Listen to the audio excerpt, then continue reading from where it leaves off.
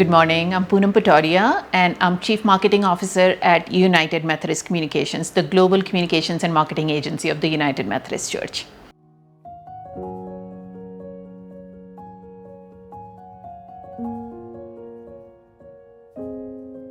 I've been at UMCOM for 15 years almost, it's hard to believe it. And in this particular role, I've been for about 6 years now. I started in this capacity in 2016.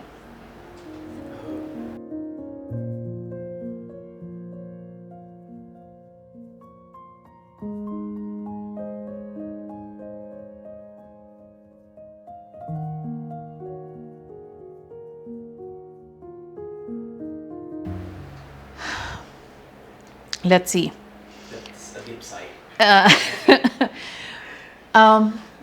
As the communications agency of a global church that has its footprint in 4 continents, that serves constituents that bring different languages, different cultural, different, just such diversity of background, coming up with messaging that resonates with everyone is the hardest challenge. And United Methodist Church is a broad tent also. We are so accepting, we accept such diversity of opinion. We just accept people as they are, where they are. And that brings the beauty to this church, but that also brings the challenge of how do you communicate that it'll connect with everyone? How do you communicate with one message that will resonate with everyone? And the yardstick we use for whether we are successful or not is if we are equally criticized by all sides. If we're equally criticized, we feel like, okay, we've done our job well.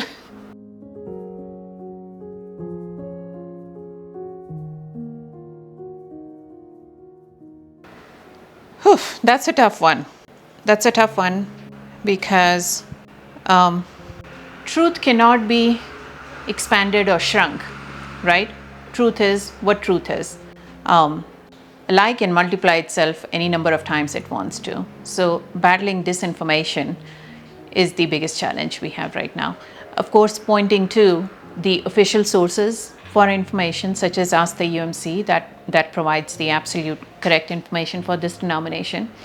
But I'm also of the opinion that just providing the right source of information is not always the answer.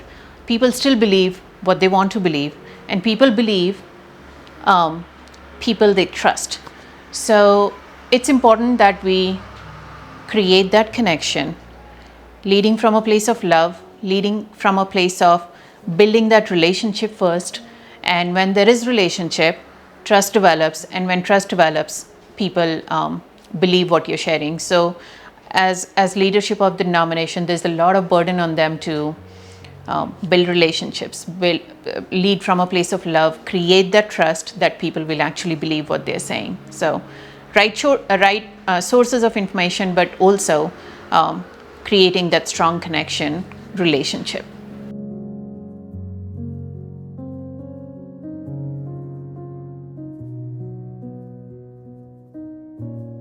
I feel like communications ministry is at the heart of all ministry. How do people learn about the church? Through communications. How do people learn about the church's ministry? Through communication. Are so many different ways we provide communications ministry support to this denomination. We do the PR management for the church, which means working with large-scale media channels to make sure positive stories about the church are placed there. That creates positive awareness of the church. We do seeker outreach, and that allows us to create a favorable opinion of the church in seekers' minds. So when they are considering finding a new church, they'll think about coming to a United Methodist Church. We prepare our leaders to do their local outreach because we know research tells us that more people are willing to try going to a new church when they get invited by a member of that church. So training our local leadership in helping them do their local outreach through all of the different communication channels that are available to them. And then we do the news coverage of the denomination. In the time we are in right now, it is a very, very difficult thing to do when you're providing the right level of coverage for the different things that are happening in the denomination, and keeping the truth and the honesty, fairness in the center of it. And services like Ask the UMC, which are like the right source, the absolute true source of information about the denomination, all of those services are super key to the denomination right now. The question you just asked here about how do you fight disinformation? Through communication. How do you help church look forward to the future? Through communication. How do you invite people to the church? Through communication. So there are so many aspects that I just can't imagine the denomination without a very, very, very strong communication ministry, and UMCOM makes all of that happen. So I'm just so grateful that this church is so forward thinking. It was so forward thinking that it created a communications agency in 1939, if I'm not wrong, and it continues to give us the strength and the resources that we need to make a difference to this denomination.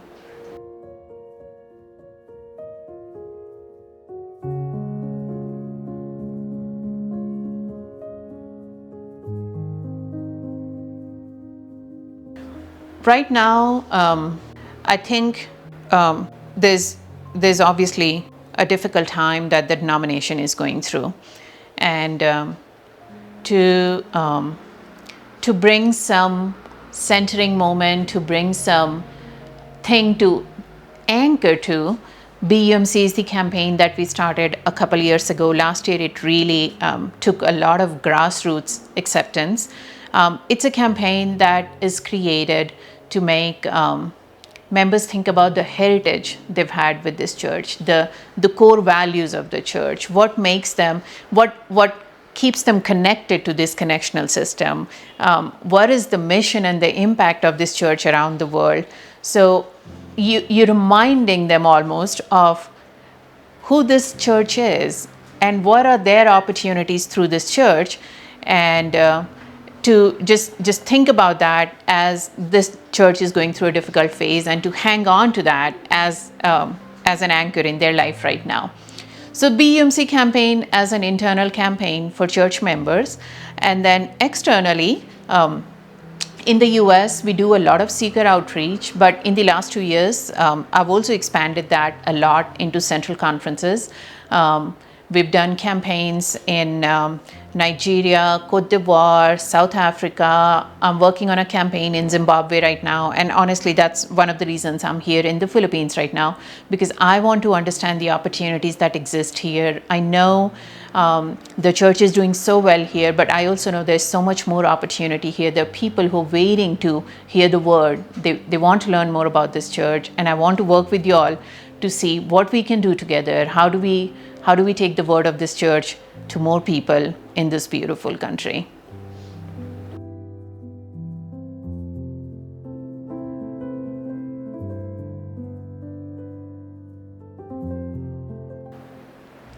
I think that relationship is what we are here to make stronger. That is exactly what we are here to understand. My team obviously does the seeker outreach program, and that's one of the key things I'm really interested in expanding into Philippines either this year or next year. In conversation with you here, with the other communicators and bishops, we'll identify the best time and the best way of approaching that. And then one other team that I manage is called the Local Church Services team, and that works directly with local churches to do their local outreach. So we provide services like building of websites, or helping them create a social presence, or they might need some graphic resources that we help them produce. So every church has a unique context, and we work with a specific church for their specific needs. And I'm also very keen to expand support for local churches through you and the other communicators here in the Philippines. So we'll keep talking and identifying the best way of providing additional support. And then of course there are campaign related support such as BEMC and stuff. I really appreciate that you all have launched it here, and I see that present around the office and in other ways. So we'll continue to identify ways to give you the support.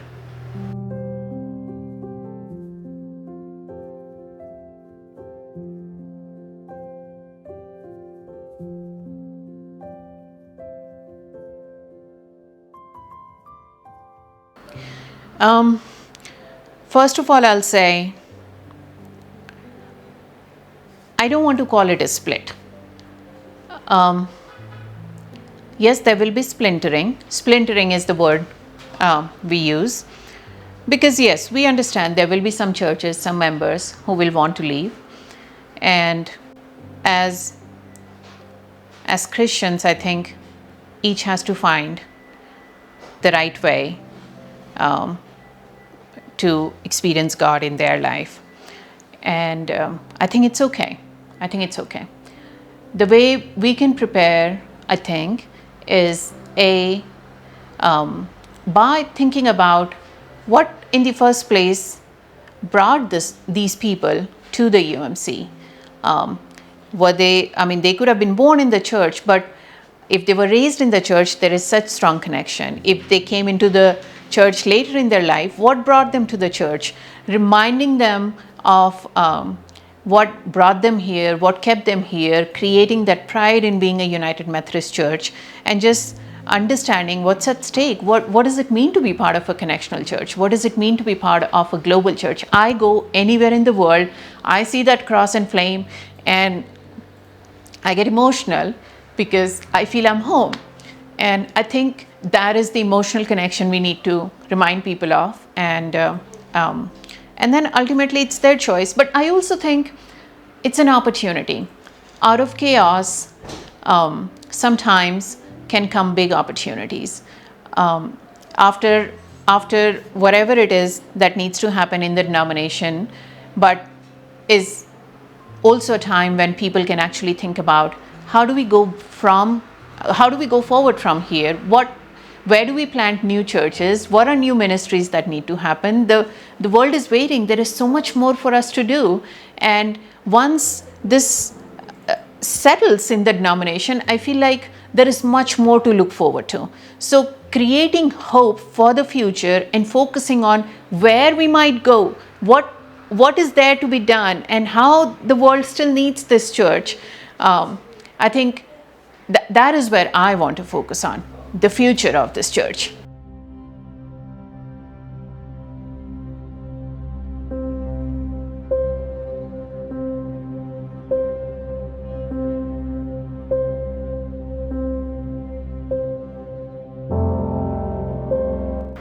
I think I sort of said it in my last answer, because I truly, I am personally in a place where it's very different from how I was until November or December of last year. All the conversation about whatever is happening in the church, it takes a toll, because you're working on campaigns, you're trying to remind people of what's at stake here, and what is this beautiful church doing around the world, and what is at stake here. And yet, we also have to deal with all of the disinformation. So sometimes it can take a toll on you. November, December was very hard, but somehow something happened during Christmas break. And when I went back to office first week of January, there was just a complete mind shift.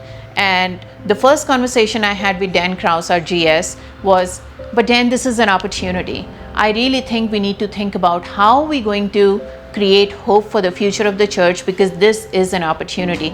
Yes, there may be some churches leaving, there may be some UMC deserts being created, but I'm also hearing of stories where new churches are being planted, where people of churches that are leaving are coming together, thinking about establishing ministry in unique ways. And I think when people are pushed to a limit, that's when they really think about, no, how do I do this differently? What do I do differently? And out of some chaos can come out some beautiful things. I am very hopeful. We are working to update the messaging on the BUMC campaign, Reclaim, Revive, Renew. I think it's an opportunity for us to renew this church. I think it's time for us to just really think about how we're going to revive it, how we're going to reclaim what we've always had, and how we're going to renew this church.